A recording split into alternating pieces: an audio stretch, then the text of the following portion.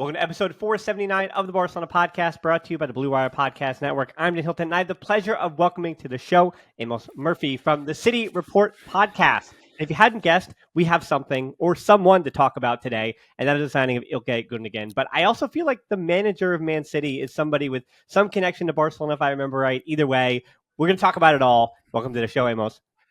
Fantastic. Thank you for having me. As you can see by a big smile, I'm still living off the treble celebrations. I'm refusing to let them know, as you guys will know what it's like to win a treble or two. And esteemed company. So I'm happy to be here. Well, I have to warn you, as maybe the ghost of future self, maybe it's a little more gray hair I have, but when it comes to those trebles, the warning is that City fans are going to expect that every year, and it's become the expectation. And then your DMs are going to it's a whole thing. You'll figure it out. You'll figure it out. But all right, we can get into all that other stuff, the treble, Guardiola, and all that stuff later. But I have you here, of course, because Ilkay Gundogan is Barcelona's first signing for their first team of the summer. Well, technically Inigo Martinez, but our first official with the jersey is Gundogan. So the 32-year-old arrives as a free agent on a 2-year deal with an option for a third year. His release clause, 400 million euros. So let's talk about the move itself and the off-the-field stuff first. The main report is that City were not willing to match the offer from Barcelona that they gave and only offered a 1-year deal with an option for a second. Now, you can say that a financial offer, but it's really a difference of guaranteed money here. So it's not the wages. Like, Barcelona can afford him because of their wage structure, and he was willing for both City and Barcelona, or even Saudi Arabia. Well, that's a different thing because their wages are going to be, completely outrageous. But for City or Barcelona, the wage was going to fit in either team. But it was the guaranteed money on the contract, and the length of the contract seemed to be the issue. So I'd rather say that Barca were willing to guarantee him 2 years and potentially 3, while City were only willing to do 1 or 2. That said, why do you think City weren't willing to go 2+1 for Ilkay Gundogan? And I mean, is that something that Barcelona fans should be worried about? I'll answer the last point of that first, and absolutely, it's not anything that Barcelona fans should be worried about. Ilkay Gundogan, as we'll discuss, is a supreme footballer and will continue to be throughout the length of his contract at Barcelona. The difference here is with City, and I appreciate not a lot of listeners will sort of be up to date with how Manchester City's transfers operate. But if you look at the past, I'd say ever since Pep Guardiola arrived at the club, each year there has been a big name, a core player who has left the team. And most of the time, I think if not all the time, they've been over the age of 30. Last season, it was Fernandinho. The season before was Sergio Aguero. We've had David Silva, Vincent Kompany, Yaya Toure, Pablo Zabaleta going back all the way to 2016. So City have a real knack of knowing when to refresh. And what better time to refresh than after you've just won pretty much everything there is to win? And also on the other side of that, there's I hate the word fairy tale, but if you're going to have a fairy tale that involves a club that is partly state-backed as Manchester City are and have all the riches in the world that Manchester City do, winning the treble, going through Manchester United, Ilkay Gundogan scoring the 2 goals in the FA Cup final, captaining the team that won the 3-peat of the Premier League, and obviously lifting City's first ever Champions League, is pretty close in terms of that dream ending, that walking off in the sunset, Champions League trophy over your shoulder. And you can go to Barcelona without the burden of necessarily having those career achievements that have followed them around for quite a long time. So it's not a worry for Barcelona fans. But for City, this is what they kind of do. They say to their older players, it happened with Fernandinho. It was on I think for a couple of years, a 1-year rolling contract. And each summer he extended an extra year until he obviously left. This is how they operate. So I think it's no shock really within the City fan base that this has happened, but I can understand why from the outside it does look like it is a bit of a, oh my God, they've let one of the best players go. Should we be worried? Absolutely not. It's a promise. It'll be great. Yeah, and of course, you're hearing from him already, he's speaking, being introduced and things like that. And not only his old Dortmund pal and Robert Lewandowski kind of giving advice, letting him know, but not that anyone needs to know that living in the city of Barcelona would be, a great place to enjoy your time, especially and you have your family in the 30s and things like that. And I think that's the real question for Gundogan, right? At that age with those 30-year-olds, the more difficult thing can be knowing when the time is right, not only for them, but for the club, because they obviously, for him, he's established in the city. So while it was always going to be, and by that I mean the city of Manchester. So while it may always seem like he was, the perfect time for City, a perfect time for him to go, it does also seem to me that, he still has to weigh whether or not his family wants to leave, whether or not, I don't know how many kids he has, but whether his kids are set up and all those things. And it's all that off-field stuff that obviously professionals when having the option. Because again, when you're 32, 33, 34, most players don't really have the options. Teams usually say, hey, it's the end of the road, you're done. And I think City, that's why they offered him the contract they did, which is 1+1 as opposed to 2+1. They said, hey, if you are going to stay, we get it. You're the team captain, all that stuff. But, you can also find greener pastures. Now, I do want to talk about his time at City before we go to where he is now and how he'll fit at Barcelona. So, how is the player who signed from Dortmund in 2016 different from the one we see today, other than a few thousand miles on those legs? Because I don't know. I can't imagine many people listening to this show only watched him at Dortmund from 2011 to 2016 and then completely tuned out, never saw him at City, never watched the Champions League with Man City, so only know him from Dortmund. But the point is, how did you see, I think a better way to ask that would be, what kind of growth, how have you seen him evolve from a player in his mid-20s into what he is now in his 30s?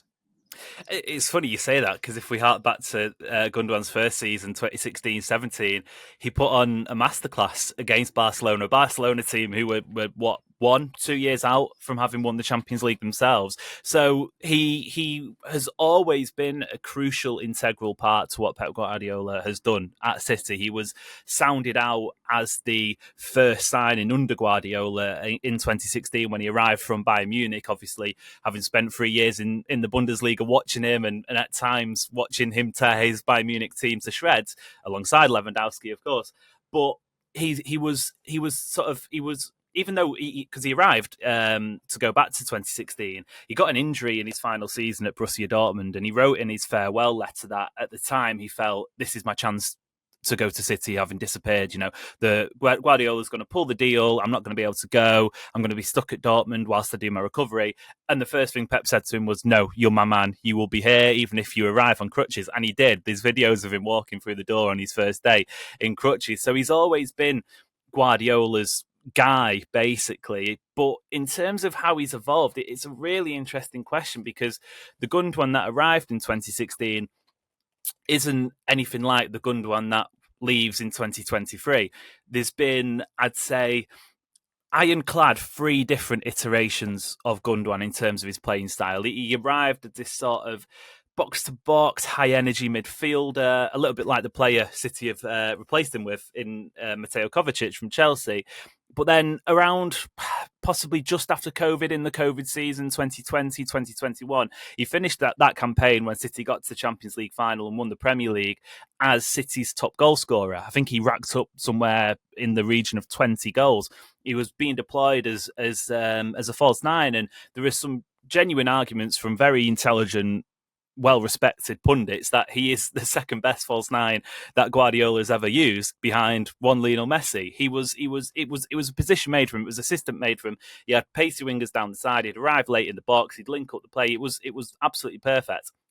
But this season, as he took the armband, obviously going back to last season, he scored the 2 goals against Aston Villa on the final day when City won the Premier League in pretty dramatic fashion, and was voted the captain in the off-season.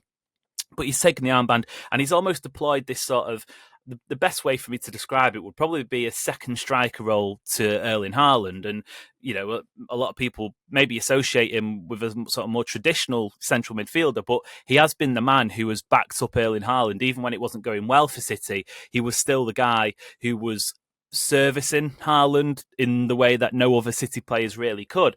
So he's a player who, throughout his 6-7 years at Manchester City, has sort of transformed from one style to the next, and really morphed into whatever Guardiola has wanted him to do, which I think is why Xavi will love him, because there are, to sort of elephant in the room, there are quite a few similarities there in the way the two of them play, and I think with, to sort of maybe not be disrespectful, but La Liga isn't as high-paced, high-intensity as the Premier League. So as he goes into his 30s, he's 32 now, so by the end of the contract will be 35.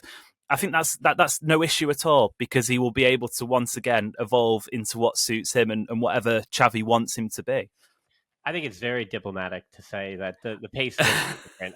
Because Yeah, others use the word quality, and that is where I push back. But the word pace, I think, is the right word there. So, yeah, when you think you kind of dabbled into the style of play a little bit and brought up some questions about the attack that I know people now want me to jump into, but I'm going to make them wait because I do want to still focus on his legacy at City just for a second longer. Because when you think of the last 7 years with him, five Premier League titles, two FA Cups, and finally the Champions League trophy. Obviously, I think you'll think of David Silva, Kevin De Bruyne, Sergio Aguero. Those players, I think, might come first in your memory. But how soon do you say Gundogan's name in crediting him for the success of this era? So, like, as you're listing out the most important Man City players from the last, say it, yeah, the last 7 years, I guess, or even the last decade, right? Going back to Vincent Company and things like that, Yaya Toure. So, in this, we'll say the last 10 years, right, the era of Man City as we know them. How quickly do you say Gundogan's name? You think in that list? I tell you what, Dan, I'm going to say the last 125 years of Man City's existence, because honestly, he is sort of, over the last 3-4 seasons, morphed himself into one of the club legends who will not only be spoken in the same breath as the likes of Vincent Kompany, Sergio Aguero, David Silva, as you mentioned, and eventually Kevin De Bruyne when he retires or leaves City. But Colin Bell, Mike Summerby, all those sort of Mike Doyle, the legends, the eternal figures of Manchester City, the sort of, if you were to equate it to Barcelona, the Johan Cruyffs, that sort of name, that is where we are. And granted, obviously City don't have that illustrious history like a European giant on the continent does, but City have been around for over a century. We've won multiple trophies before the recent era, so he is in very good company. And the sort of the part that makes me sort of firm that opinion up is the fact that he has become the first captain to lift the Champions League for Manchester City. And it wasn't even that he was the first captain. Had it happened last season, for example, Fernandinho, obviously a little bit older than Gundogan is now. I think he was in 36 or 37 or something like that. But he played a bit part role in that campaign, and he would have sort of maybe had the token gesture of lifting the trophy. Gundogan has been integral for Manchester City throughout this treble-winning campaign. I mentioned it before, scoring the goals against United in the FA Cup final, and that is enough basically to the first ever time Manchester City and Manchester United have met in the FA Cup final, which is obviously a very prestigious competition in England.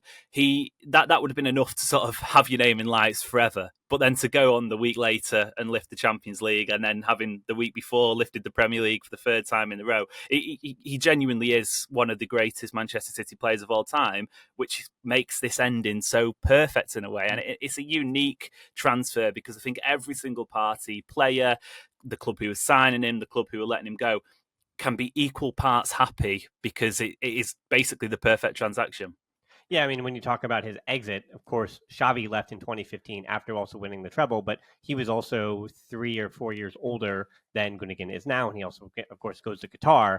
And it felt like it was the end of him in Europe, as opposed to even Busquets for Barcelona leaving now as their primary captain. But he leaves again, goes to MLS, and he's leaving the European journey. Well, Gundogan again is younger, considering continuing his on, being just 32.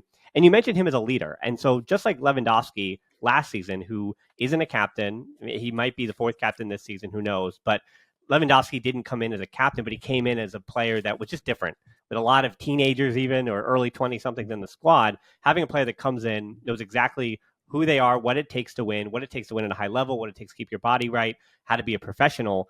What kind of leader is Gundogan? Is Gundogan that big personality, the way that Lewandowski is, where he just kind of comes in and says, "This is how I do things," and I think this maybe is how we do things now, because this is the expectations of what a team that just won the treble was. So if you want to win the Champions League final, I just did it most recently than anybody else in this squad. Here's how to do it. I think it's maybe the opposite in the right in the sense that he commands that respect, and I would assume he is. Obviously, Barcelona have some fantastic youth talents who can learn a lot off Gundogan, but they also have those experienced pros, the likes of even ter Stegen now, who has been Right. one of the longest serving players, who will be able to, obviously having learnt stuff from him from international level, but in the club setting as well. How do we go on and win the Champions League again after the short hiatus? But he's more of a player who, when he speaks, everyone else shushes, and he's not going to be the sort of guy who walks into the dressing room and bangs on lockers and tells everyone to shut up, and this is how we're going to go out on that. He can do that, and there were clips of him in the last 2 seasons. City do some fantastic behind the scenes documentaries, and I would urge anyone who is looking for a bit more on his personality to go out and find them. But he is more of a player who is very composed the way they speak, and for a long time I have said that Ilkay Gundogan will be the first former Manchester City player from the current era who comes back as manager. Now, that includes Vincent Kompany, who's just been promoted to the Premier League with Burnley. I truly believe his footballing brain is magnificent. And over the last couple of years, as he's sort of got into his 30s at City, he's been doing coaching badges with the younger teams. And recently, a story, I can't remember who the writer was, so apologies, but it came out in that in a training session with the under-16s at City, Gundogan trialled this system where the centre-back steps into midfield whilst the team has possession, and they also sort of overload the midfield, and it creates attacking options out wide. Sounds quite familiar with the way City won the Champions League with John Stones doing that exact role. So he has an eye for football, and I reckon that is what Barcelona will benefit the most from, the fact that he can bring that experience, obviously having lifted trophies, but also how to win football matches in a multitude of different manners. Yeah, again, we're on the precipice of the style of play, but I do want to go over the bad news of I guess the only bad news of Gundogan, really. Well, he was fairly healthy last season, playing about 74% of all available minutes as a midfielder, which is pretty good. He does have a history of injury troubles, and as the player that Xavi has admitted was signed because Barcelona needed someone else besides Pedri to do what Pedri does also, and also Pedri misses a lot of time himself. So what kind of injuries are we talking about? Are we talking about isolated in the moment, or little things here and there that seemingly pop up all the time, right? The difference is right between a player that was David Villa was injured once basically in his whole career when he broke his leg. It's the whole thing. He was out for a year, came back, no problems. And then of course there's Dembele on the opposite end of that spectrum. Dembele is injured in perpetuity, but can you actually name what his actual injury was other than repeated hamstrings, repeated quad strain? You know what I mean? So for Gundogan, what is he? Is he someone that you're going to expect to miss maybe 3 weeks here, 4 weeks here because of a muscle injury? Or is it like, okay, if it's real bad luck, then you're going to miss him for a while? I think it's the latter. Genuinely, I think it's the latter. And City obviously have a pretty good medical team, and we've seen that with Erling Haaland in the season just gone. He arrived from Dortmund sort of constantly injured. It was more of a surprise when he wasn't injured, but he managed to stay fit, and City looks after him, and they do a really good job at that with the players. So it'll be interesting to see how that transitions over to Barcelona. But looking at his sort of major injuries for City, he arrived in 2016, like I said, on crutches. That was a dislocation of the patella. Now, I'm not a medical guy. I have no idea what that means. And that sort of says, it isn't a hamstring, it isn't a groin strain. It's a pretty unlucky injury. It's a pretty freak injury. He then did his cruciate ligament rupture, sort of, it must have been only 3 or 4 months into his City career, and he was out for the best part of a year with that, and that really sort of knocked him back a good while. It took him a season or two to really establish himself in the team, but again, quite an unlucky injury, quite a unique injury, and not one that you would expect to do sort of every couple of weeks or whatever, mainly because you won't be on the pitch every couple of weeks, but you get my drift. Other than that, he's not missed more than 5 games in a sort of a stint of an injury. So he is a man who knows how to look after himself. And I think, sort of teasing it once again, the style of play, he has to be, because he's not pacey, he's not, extremely muscular. He can put himself about, but he has to be clever in the way he operates to avoid those injuries. He's a supreme technician, and I think that's probably why he hasn't had those 2 week, 3 week, 4 week spells 4 times a season where he's missing matches, because he is, like, again, going back to it, a really intelligent footballer and knows how to look after himself. Yeah, so let's do it. The style of play. I did find it really interesting to note that he started out as a wide winger in his Nuremberg days and early Dortmund days before Jurgen Klopp, who's a pretty good manager too, said no more of that and put him in the middle of the field. So that happens at Dortmund. Now, obviously, that was a long time ago, more than 10 years ago when that transition happened. But the fact is that he has adapted, as you mentioned, to wherever he's expected it to be, and he's done that quite a bit. So I think most Kool-Aids want most to know, Where do you think he is most comfortable on the field? And the follow up to that is where can he play on the field without losing too much of what makes him him? Yeah, it's a difficult question because, as alluded to, basically wherever you want him to, and well, I don't know. I'd like to see him at right back or left back or even centre half. I reckon he could probably do a decent enough job. But bar those defensive positions, I reckon if you deployed him as a six, no problems there. Funnily enough, a lot of people attribute City's 2021 Champions League final defeat against Chelsea to the fact that Rodri, nor Fernandinho were on the pitch, and Gundogan was deployed as the holding midfielder. But if you, and unfortunately, did have to have the displeasure of watching that game back. But if you do watch it back, the issues are not Gundogan. He controlled the game really well. City dominated the ball, created enough chances, and he does that job it's not his best position, but he does it to a degree which is comfortable enough. And I think against a team, maybe a lower half team, who, when Barcelona are going to have a lot of the ball, he's more than comfortable sitting in that number 6 position and almost acting as a little bit of a metronome.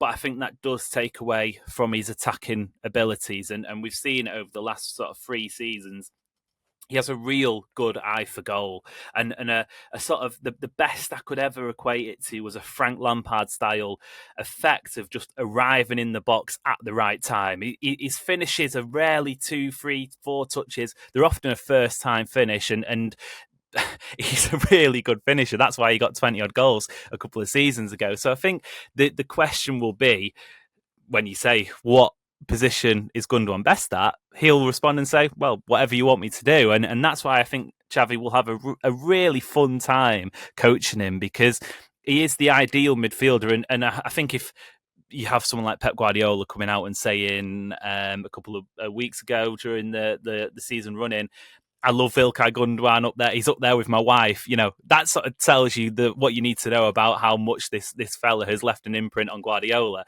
Who's next in line? Xavi. And I think, they will have a fantastic working relationship, because he's passing, finishing, even tackling to a degree, just everything he does to such a high quality. And that's what I'm excited to see in a different league, in a different environment, him going out and testing himself.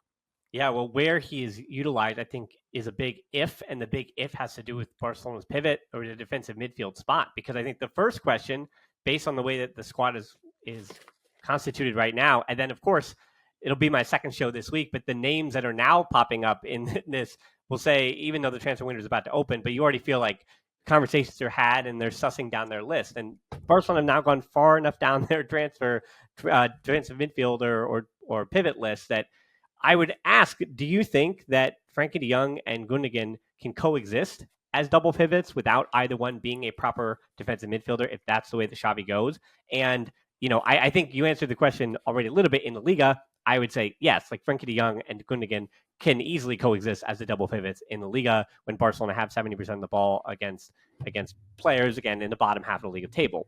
But the question everyone cares about is back to Europe, when teams are counterattacking, not only on the wings, but through the middle as well. And so you can't have Ronald Araujo start as your right back to deal with a pacey winger and then also try to cut something out through the middle. You're going to need some kind of defensive. So basically somebody who makes some tackles. And that's the interesting thing that they're losing in Busquets, is they're losing the player that had the most interceptions and the most tackles every single season at Barcelona since the 2015 season, or 2016 rather. And that was when they began taking that account. So it could be that he had the most tackle interceptions since 2009, since he arrived, right? So without that player, right, De Jong or Gundogan, can they exist if Gundogan is expected to be the guy who's going to be starting in the Champions League, and some pivot might be coming in to be the La Liga pivot, if you will, right? The guy that's not going to be expected to start in Champions League knockout competition. That would be my biggest concern. Gundogan isn't an enforcer. He's not a disruptor. He's not the sort of fella who you need with a 1-goal lead, 20 minutes to play. I was going to say against someone like Juventus, but obviously they're not in the Champions League. But, that sort of team, that sort of gritty away game in Europe where you need to see a game out. He can do that in front of a holding midfielder, and Rodri and he had a fantastic relationship this season in particular.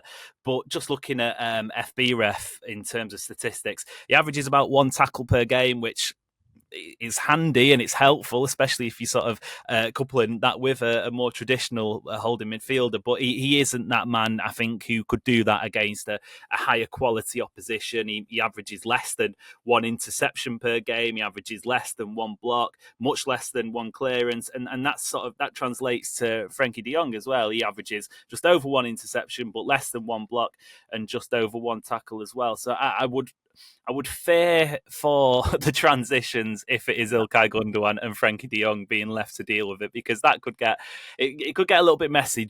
Not even just in the sense of the pace and the fact that they are not the fastest human beings on the planet, which I think is a sort of quintessential need for a decent holding midfielder, but the fact that they are not that sort of guy, and they can do it. I would suspect if you paired them together, they would have a decent shot at it, and it wouldn't look horrific, and it wouldn't be torn up after 20 minutes. But I wouldn't back Barcelona for a hefty Champions League run, a semi-finals, a quarter-finals, a knockout place, if that's all they have. I do feel like there maybe needs to be a little bit more what would the word be? Industrialism in that midfield. Let's put it that way. I mean, just number-wise, I would say somebody to make tackles. Busquets had Yeah. almost 2.5 tackles per game as compared to the just over one by, as you mentioned, De Jong and Gundogan together last season. And while his interceptions were down to one, Busquets was so good at being in the right place at the right time. A lot of times that number isn't a countable number. If he gets the interception, if he steps in, they don't necessarily count that. It's certain parameters got to be like up to 15 yards, something where it happens. And so he didn't get credit, that being Busquets, for a lot of the times when he was just in the right spot to not only pick off the ball, but the ball goes loose or there's a pass that goes awry that isn't technically counted as a miss hit. And then he's just on the ball, and it didn't matter either way.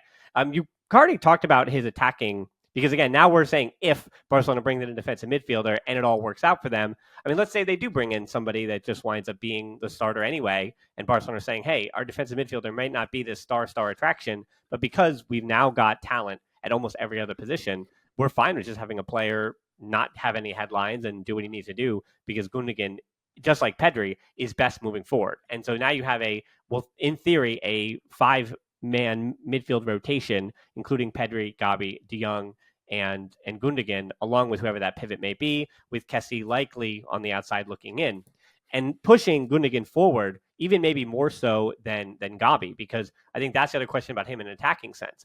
How will Pedri and Gundogan coexist? I mean, I think I have an answer on the Pedri side of it, is that you can, based on what you've said about Gundogan and what we know of Pedri and where he is in his offensive projections, it would be that Pedri would play a little bit deeper, more of that 6, and it would be, or more of the 8 rather, and then at Gundogan would in theory be more of the 10, pushing forward a little bit more. Because even last year, you said he had 11 goals, 7 assists, and you mentioned his assists kind of come arriving late in the box, but being that one with the nose for goal in a way that Pedri, we saw those flashes, and he also was the highest scoring midfielder for Barcelona, but that felt more of necessity than it did Pedri, being that player. I think he was forced to be that player because he's that good. But with Gundogan, I think it's one of those where the high wave rises all boats. I never get it right, but you get the point. That all ships are rising in terms of goal scoring from the midfield because of Gundogan and the threat that he is alongside Lewandowski. And then, of course, the wingers in Dembele and Rafinha not expected to score as much. So for Gundogan, do you expect his goal numbers to be about the same? And if that is the case, will he need to be, we'll say, the 10 playing as that box 4 midfield in the inside forward role there on the left? And can he do that? Can he get out to the touchline if he does have to be that? It's not a 4-3-3, right? It's a 3-2-5 in possession. The same thing. That's what Guardiola plays. That's what Xavi plays. So in that 3-2-5, can Gundogan play as that inside forward there out on the left with Balde overlapping him? Can he handle that touchline defensive duties at times and kind of be everywhere he needs to be on the left? Or should he be on the right and then Pedri switch to the left? I was going to mention the box formation because it is a sort of a modern phenomenon in a sense, but also having been around for about 150 years in terms of the history of football and tactics. So it's fantastic to see Guardiola, of all people, win a treble with a formation that was around sort of like 2 centuries ago, or nearly 2 centuries ago. But he did a really fantastic job of that. To sort of paint the picture. City's box midfield was for the most part of the season, especially in the big matches, Rodri, John Stones, who was doing that sort of stepping into midfield role from centre half, or at times right back, depending on which sort of team was set up.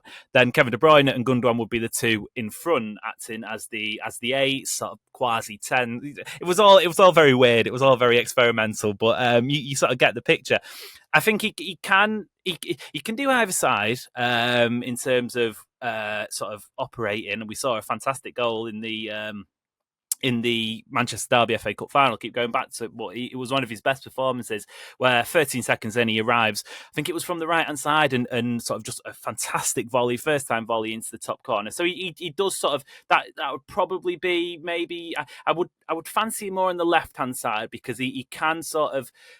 He can drift into the half spaces, and he works really well with Jack Grealish, City's left-hand-sided forward, in terms of those two operating, those two having a fantastic link-up. Kevin De Bruyne was more of that right-hand side midfielder, in the sense that he would get to the byline. He would be the one putting in crosses, working with Kyle Walker, who was at the right-sided defensive position. Lots of different positions going on. Feel free if you're lacking to pull up a picture or something like that, because I know my head's getting a bit wobbly. But in terms of that left-hand side, I think is probably his sort of his better position. But it really depends on the sort of the pieces that are in Barcelona's attack and who he clicks with. And obviously you mentioned Pedri, Gavi, Frankie de Jong. I think those two will have Frankie de Jong will get it. It's about whether those two younger midfielders sort of get on the same wavelength, and who really takes charge of that midfield, I think will be interesting, because Gundogan, possibly until this season, has been sort of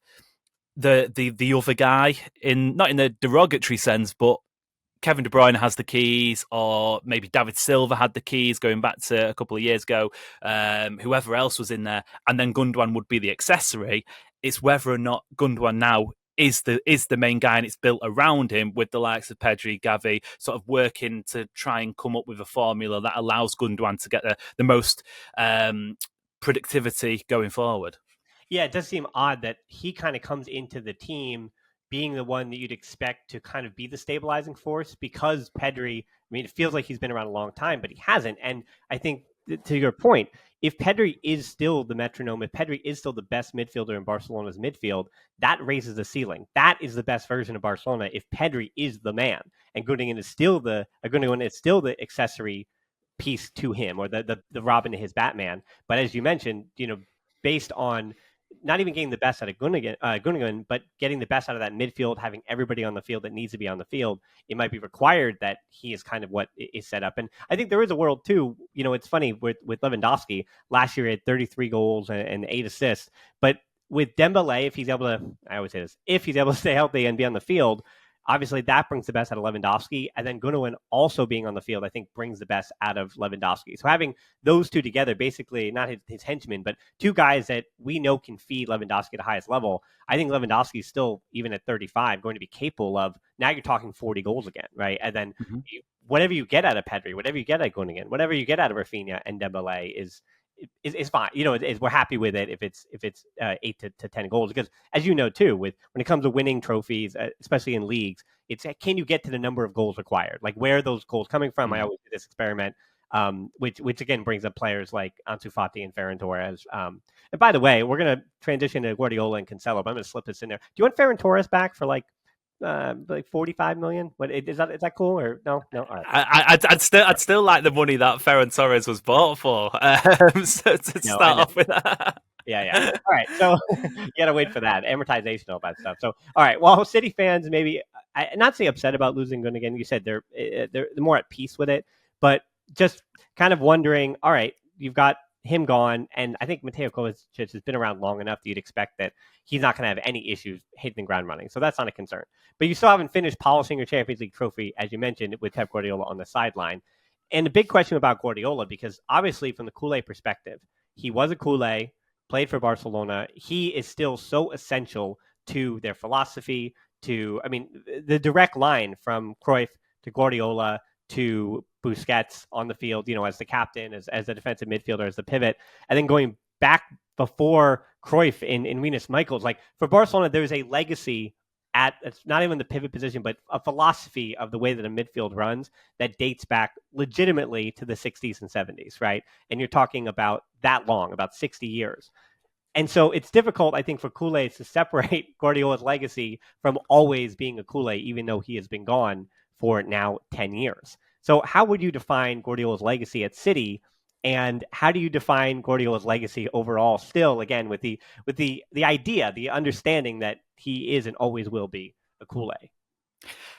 I was having this discussion, or a very similar one, a couple of days ago. I can't quite remember who it was with, but it's interesting because I think if you were to ask me, and Guardiola's been at City since 2016, which is 7 years. If you were to ask me, first thing that comes to mind with Guardiola, I think it still might be Barcelona. I'm not sure now, and sort of maybe I'm thinking of something, but I think it's Guardiola in Barcelona.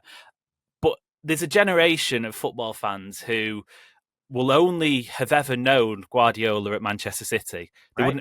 They wouldn't have seen Guardiola at Barcelona. They wouldn't have seen him with Messi. They wouldn't have seen him win the Champions League with Busquets, with Xavi, with Iniesta. You know, that trident.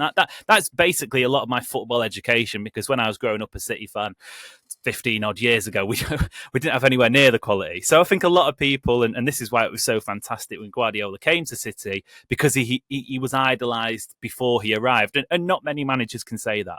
Your legacy is defined by what happens when you're at the club, not you know, you don't have that admiration before you arrive. So I think with Guardiola and City, it's almost been like he was the perfect man, obviously, at the perfect time. That goes without saying. But he's dragged City up another level. City had been in a Champions League semi-final before he arrived. They'd won a Premier League title or two before he arrived. But he's instilled a mentality, not only within the City players and players who come and go, not only within the City fans, but also within the wider footballing world, that this is a big football club. Like it or not, whether or not, you know, you joke about whatever it may be in regards to City, this is a big football club. And we saw that with the likes of Erling Haaland, who, by all reports, is no longer has a release clause in his contract because it was down to whether or not Guardiola was staying 2-3 years, whatever it may be. We've seen it with players who are coming in. One at the moment, Vardiol from RB Leipzig, wants to play under Guardiola. Declan Rice wants to play under Guardiola. So that sort of, in terms of the person, that's one of the things that I think has been really influential. But also in Europe, and that culminated with this Champions League. Guardiola had won Champions Leagues before. He'd won two of them before, obviously 2009, 2011. But winning the Champions League with City, and again, elephant in the room, City have a lot of money, but the Champions League is almost... It's a competition which, unless you've been burned, and City had been burned multiple times before at the Bernabeu in 2022, obviously 2 goals in what felt like 30 seconds, but I think it was 2.5 minutes or something when City had one foot in the final, losing to Chelsea in 2021, the quarter-final defeats before that, the knockout stages, getting to the knockout stages in general, just getting past that group stage element of it all. Everything with Guardiola has been progression, and his story with Barcelona was fantastic, but the way he's transformed City from a decent team, a team that won a couple of league titles and could spend money on big players and attract, you know, a certain level of talent, to the team in Europe. Mm-hmm. Kovacic signed on the day we're recording. Kovacic signed in his interview. He said City are the best team in Europe, and I think that's his legacy. Whenever he may leave, be that 2 years, 3 years, 5 years, that's his legacy, to get City to a point where they are viewed as an equal to the likes of Real Madrid, Barcelona, at least in the present, obviously not in the past. And I think that is him. That is down to him. Yeah, it is interesting too, because between Guardiola now, this will be what his 8th season, correct? So it'll be double the amount of time that he has managed Man City that he had managed Barcelona, and even beyond him, Ferran Soriano, who was at the club for a long time, that being Man City, and Chiqui Begiristain, who you could really call the architect of what City is now.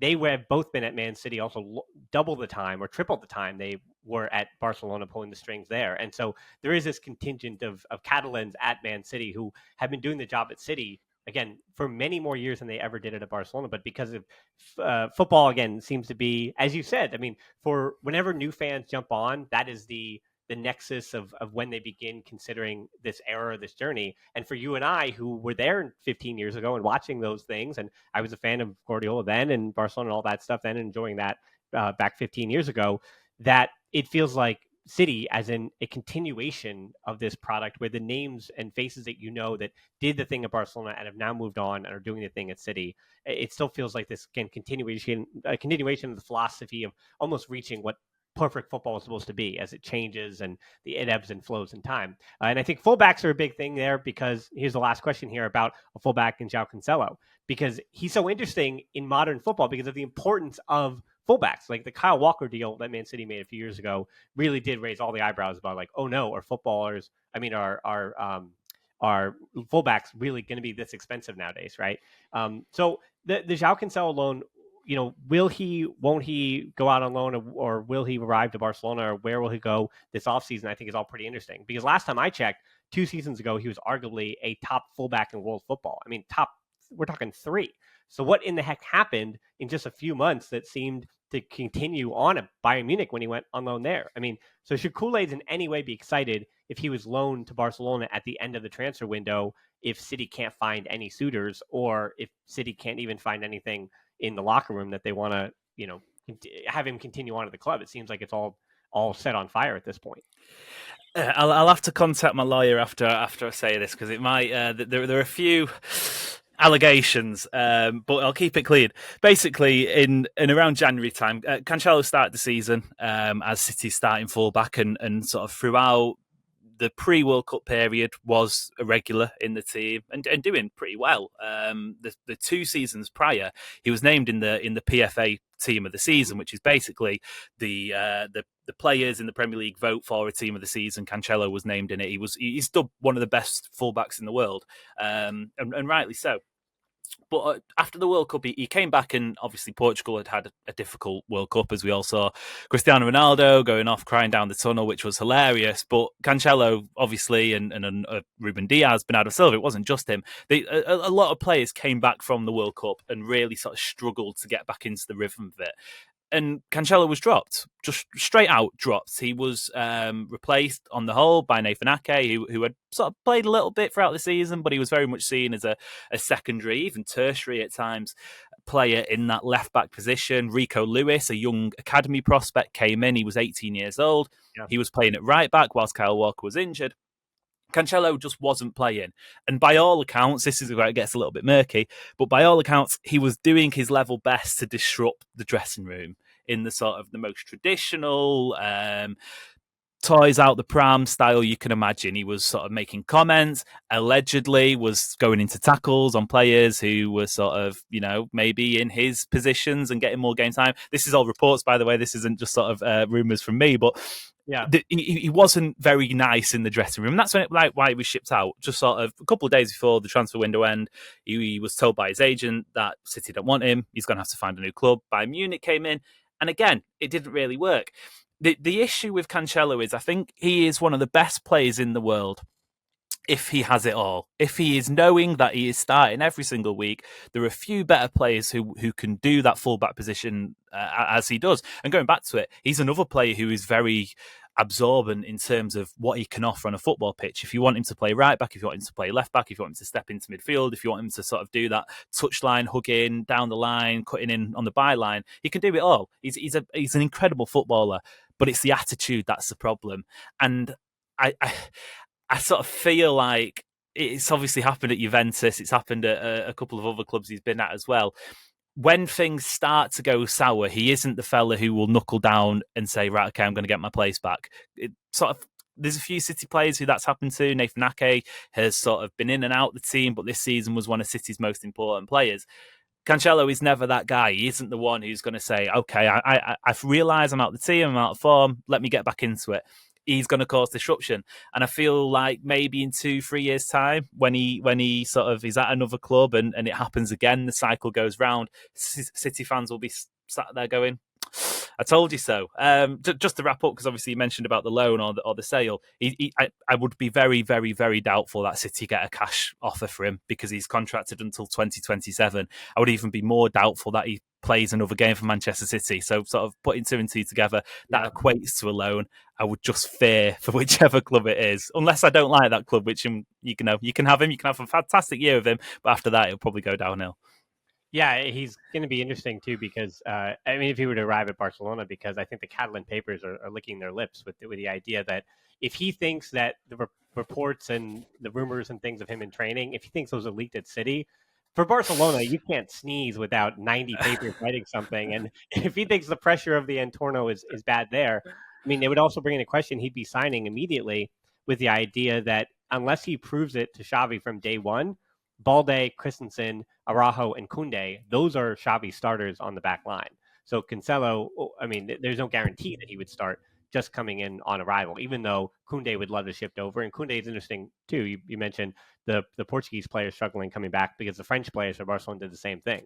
And Dembele and Kunde didn't hit the ground running. And Kunde kind of struggled in the second half of the year. And it's interesting after this Winter World Cup, kind of looking at that macro. Well, who did struggle coming back from that and who didn't, and what teams were they on, and things like that. But all right, we talked enough. We could talk even longer. But the next time Barcelona get a City player, I think will be the next time I give you a call, of course. And in the meantime, where can people find you? And if we get each other in the Champions League, obviously pot one, Oh, so we can't be drawn there. But I'll be giving you a call as well, and you can come on the show, which is City Report Podcast. We do daily Manchester City episodes in the season, currently having a well-deserved break after a very, very long campaign. Or if you want to see my personal ramblings about English, Manchester City, European football, Amos Murphy _ on all social media platforms. All right, you can find Amos's stuff down in the show notes below, of course. So this wraps up another edition of the show. Again, that City Report podcast breaking down the Gundogan signing. We're going to talk a lot more about that and the pivot stuff later in the week as well with one of the regular guests. And then, of course, if you need to find any of that stuff, the history stuff is probably coming next few weeks as well, as I mentioned. So Instagram, Twitter, TikTok, Patreon, YouTube, you know where to find us. So thanks so much for listening to the show. Until next time, we'll talk to you soon. First Fireside.